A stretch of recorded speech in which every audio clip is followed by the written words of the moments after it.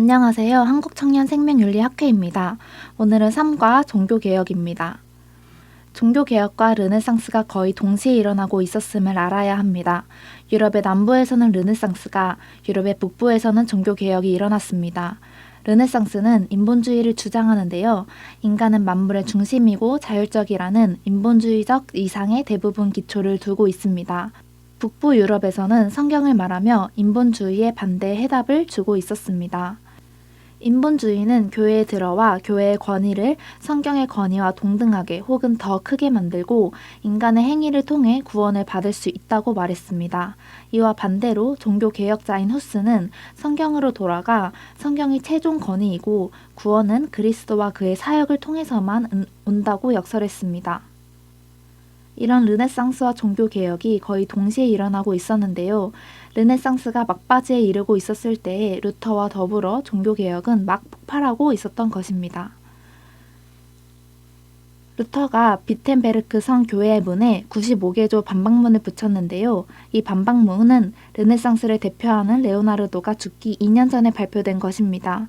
종교개혁과 르네상스가 역사적으로 겹치고 또 똑같은 기본적인 문제를 다루었지만 둘은 전혀 다른 해답을 주고 있습니다.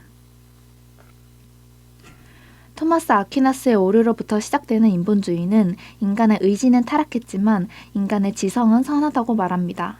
그래서 사람들은 오직 자기 자신으로부터 출발하여 모든 중대한 문제들의 해답을 생각해낼 수 있다고 믿게 되었습니다. 이와 반대로 종교개혁은 성경적 타락 개념을 갖고 있었는데요. 종교개혁자들에게 따르면 인간의 모든 것은 타락했기 때문에 사람들은 오직 자기 자신으로부터 시작할 수 없고 인간 이성만을 기초해서는 인류가 직면하고 있는 커다란 문제에 해답을 줄 수 없다고 말합니다. 종교개혁을 보기 전 수년 동안 자라다가 1500년경에 완전히 발전한 인본주의적 사상이 어떻게 침투해 들어왔는지를 보겠습니다. 첫째, 교회의 권위가 성경의 권위와 같게 되었습니다. 교회의 말이 하나님의 말이 되는 거죠. 그래서 돈을 내 면죄부를 사면 천국에 갈 수 있다는 이상한 말을 해도 그게 하나님의 말씀이 되어버립니다. 둘째, 구원에 있어 그리스도의 사역에 인간의 공로의 요소가 강하게 부각되었습니다. 예수님의 십자가로 구원을 얻는 것이 아니라 인간이 노력해야 천국에 갈 수 있다는 것입니다.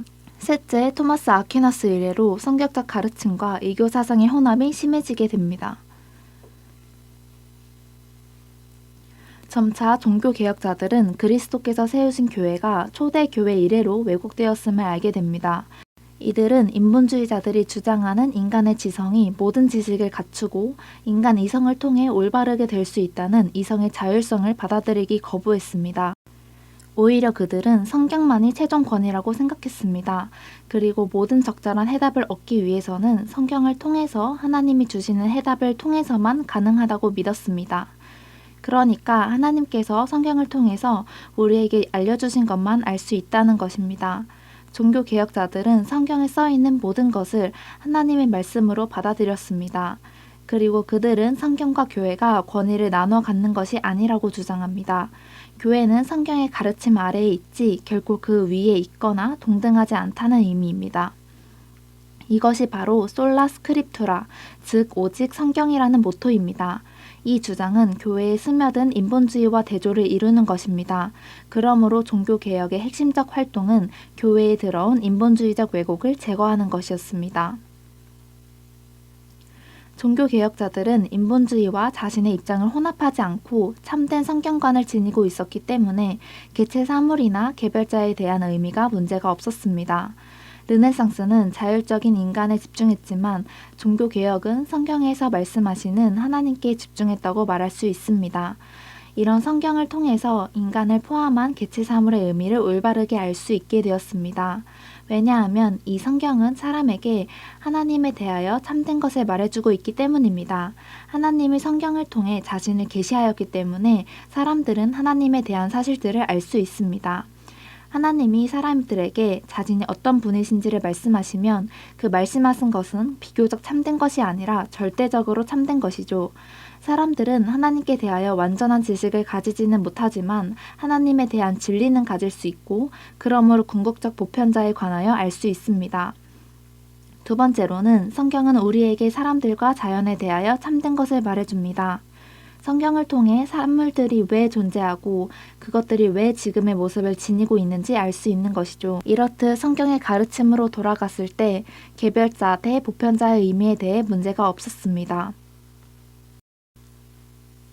성경이 인간에 대해 참된 지식을 말하고 있다는 사실은 중요합니다. 성경은 개개 인간이 위대한 이유를 제공합니다. 인간이 위대한 이유는 하나님의 형상으로 지음받았기 때문입니다. 사람들은 프로그래머되지 않았고 그래서 각자는 존엄성을 가지고 있는 인간입니다. 그래서 참된 의미에서 모든 사람은 인격적으로 서로 평등합니다. 그러나 성경은 동시에 인간이 타락했다고, 인간이 하나님께 반역했다고 말하고 있습니다. 인간의 잔인함에 대해 말하고 있죠. 몇 명만 타락한 것이 아니라 모든 사람들이 타락했다고 말하는 점 역시 평등하다고 보았습니다. 즉, 모든 사람들이 하나님 앞에 범죄한 것이죠. 이렇게 성경을 통해 인간을 볼 때 인본주의에서 해결하지 못한 딜레마를 풀 수 있게 되었습니다. 사람들은 자신의 위대함과 잔인함을 동시에 이해할 수 있게 되었습니다. 종교개혁자들은 성경과 초대 교회의 가르침으로 돌아가 인본주의적 요소를 제거하였습니다. 사람은 각자 그리스도의 완성된 사역을 통해서 믿음으로 하나님께 직접 이를 수 있다고 가르쳤습니다. 말하자면 그리스도의 십자가 희생은 무한하게 값진 것이어서 그리스도의 공로를 얻거나 거기에 덧붙이기 위해서 무엇을 해야 하는 것이 아니고 그렇게 할 필요도 없었습니다. 그러므로 십자가의 구원은 노력 없이 얻은 선물로 받아들이면 됩니다. 이것이 바로 솔라 그라티아, 오직 은혜라는 것입니다. 종교개혁 전에는 교회에 들어온 사람들이 높은 쇠창살이나 나무창살에 의해 예배당 제단에서 분리되었습니다. 여기에 말씀을 전하는 사람이 있고 그 사이에 칸막이가 있고 여기에 사람들이 말씀을 들은 것이죠. 모든 사람이 제사장이고 모든 사람은 인격적으로 평등하기 때문에 모든 사람이 하나님께 바로 이를 수 있게 종교개혁이 이 칸막이들을 제거하기 시작합니다. 사람들은 종교개혁자들이 예술의 적대자라고 말합니다. 왜냐하면 종교개혁자들은 조각상이나 예술들을 파괴했기 때문입니다. 정말 종교개혁으로 인해 예술이 퇴폐되고 무너졌을까요? 아닙니다. 그 당시 사람들은 조각과 그림으로 우상숭배를 했습니다. 종교개혁 시대 사람들은 예수 그리스도만을 강조하며 우상으로 숭배되고 있는 조각과 그림만을 파괴했습니다. 우상과 다른 예술 작품을 구분하여 우상만 저주한 것이죠. 우리는 대성당과 교회에서 파괴되지 않은 수천 개의 조각상들을 볼 수 있습니다. 종교개혁이 예술 그 자체는 반대하지 않았다는 증거는 종교개혁을 통한 예술의 발전 결과를 보면 알 수 있습니다. 마틴 루터는 훌륭한 음악가였습니다. 찬송가 585장, 내 주는 강한 성이요. 이 찬송가는 마틴 루터가 쓴 유명한 찬송가입니다. 비텐베르크 찬송가 선문에 마틴 루터는 다음과 같이 말했는데요.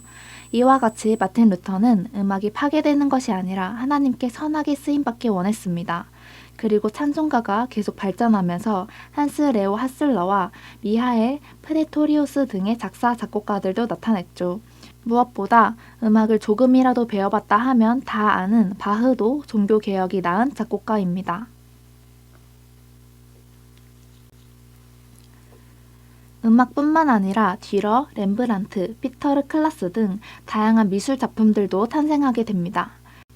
종교개혁이 예술과 문화를 손상시켰다거나 예술과 문화를 만들지 못했다고 말하는 것은 무의미하거나 부정직함을 이 시대에 탄생한 작품들을 통해 알 수 있습니다.